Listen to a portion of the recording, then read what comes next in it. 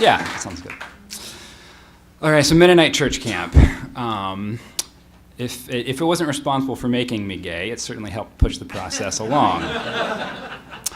So the first scene I'll paint for you, a beautiful summer day, blue skies, clouds floating along, swimming pond full of 8 and 9-year-old boys. They're jumping off the diving board. The few extremely brave and impressive ones are jumping off the high diving board, swimming around, dunking each other. The teenage and college age counselors are interspersed between them, trying to keep them from drowning. And I, as an 8 or 9-year-old boy, am on the raft, and I'm looking at the boy next to me, and I say to him, "You look like Oliver Twist." This meant a lot to me to say this. And the background in my head as I was saying this was the previous year of my life in which I had discovered innate passion and love for Broadway musicals, especially the musical Oliver, which is the story of Oliver Twist from Charles Dickens. It's full of these orphan boys who get together and sing songs, and especially Oliver, the beautiful young blonde one who has this beautiful high voice and sings songs about finding love and such things. I had a little pillow fort where I would stay and listen to this in my headphones about every day. And this boy inspired these feelings in me that Oliver inspired in me, and looked like Oliver from the cover of my tape. Unfortunately, I don't think this boy knew exactly what I meant. So back on the raft, he looks at me and he says, "Well, you look like Kermit the Frog," and does a cannonball into the pond. And I'm left there a little bemused. This probably goes down in the history of my personal life as both my first and my least effective pickup line ever. But this is summer camp, so some of my first years there. And of course, summer camp is full of games. It's the campfires. It's the songs you sing, the snacks you eat together. And the counselors, who are these, godlike teenage beings when you're an 8 or 9-year-old. One of in particular was named Joe, and this is maybe the same year, maybe a year or two after I had my experience with Oliver, who I actually don't know what his real name is. Joe was an amazing counselor that I had, who, for some reason, I just had to be around all the time. I don't really remember what he looks like. I had no clue what age he was. He could have been anywhere from 14 to 40 or something. I didn't really have a clue at the time. But I just knew that he was the most wonderful person in the world. He was kind to us and, would listen to us. I thought he was so cool. And I had this incredible trusting bond with him. He was the counselor who took me to the hospital when I fell off the bench as I was marching along to When the Saints Go Marching In and broke my toe and had to have a cast and be on crutches. He was the one who would stand with me. He was the counselor that, very significantly, I was very ashamed of my propensity to wet the bed at that age, that when we were having a sleepover in the tree house and I peed in my sleeping bag, I felt comfortable enough to wake him up in the middle of the night and say, "Joe, I peed in my bed." And then I had to wake him up again because he fell back asleep. But Joe took my sleeping bag and me and walked with us in the middle of the night back to the cabin and threw my sleeping bag in the washing machine, and none of the other boys found out that I had peed my sleeping bag. And for some reason, I couldn't really figure out the time. I missed Joe a lot and thought about him for the whole rest of the year. So, so I went back to summer camp every summer. And it became one of the highlights of my year. My younger sister, I have 3 siblings. My younger sister is the one I has usually been the closest with and I talk with the most. She and I both had this passion for going to Mennonite summer camp. This is Camp Was in Ohio, every year. And so we would always get all excited and tell each other how much we were looking forward to going to camp. We go back every summer. And as you go back, it's the games and it's the campfires and the swimming, which is incredible to swim in a pond when you're that age. I don't really remember why exactly it's so amazing, but it's so amazing.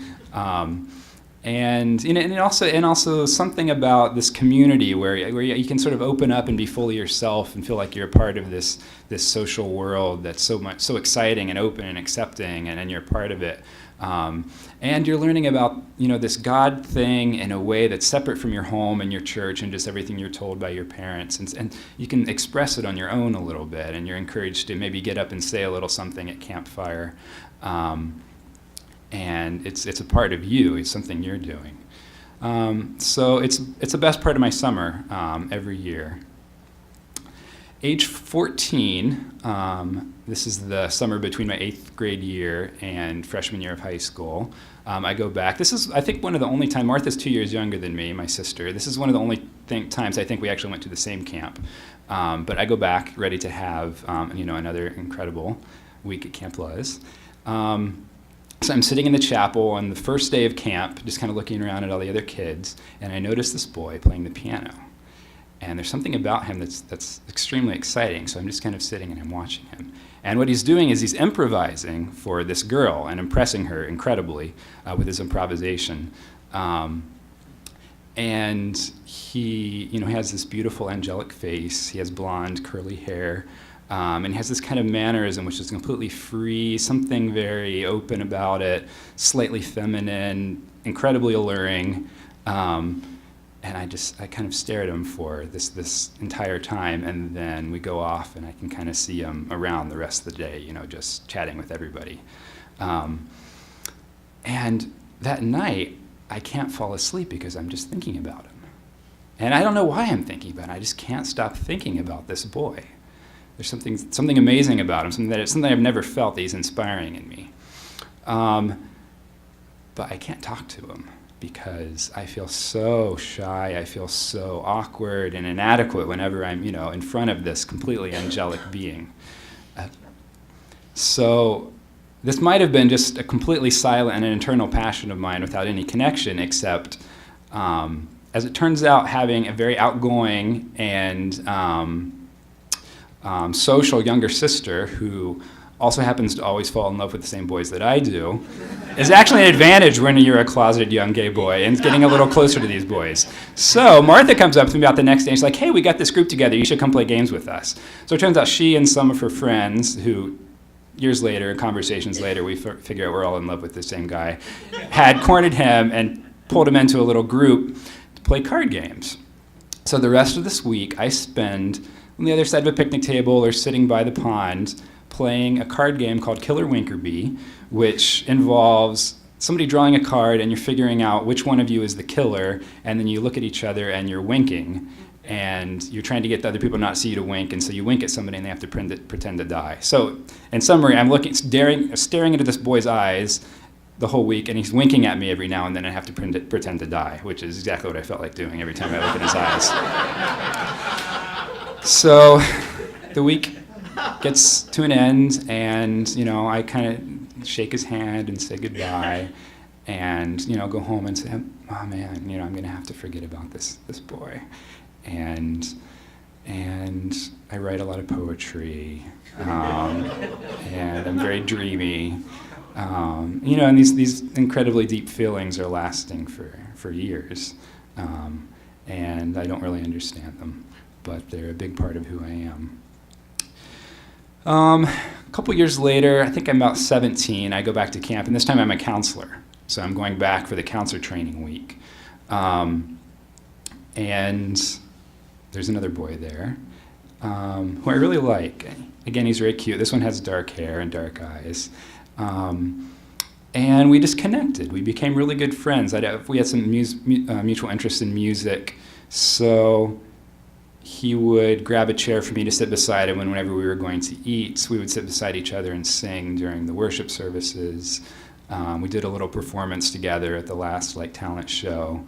And it was not only those feelings I had for those earlier boys, but there was a connection where I could actually, there was something that he was giving back to me. And I have this memory of this hug that he gave me right in the middle of everybody. I think we're in the middle of a meal or something. He just walks up to me and grabs me and gives me this big hug. And it was this feeling that, of complete sort of fulfillment from that hug that was very remarkable to me. So, Camp Luz was a place where I sort of became my own person spiritually, which is, I think, exactly what, it wants to inspire in good Mennonite children. They want to teach you about God, and you learn about God. You sort of become comfortable in talking about God with other people, and not only with your parents in your own church, but out in your own world. Camp Was is a place that taught me to love God, but it was also a place where I was taught to love boys. So.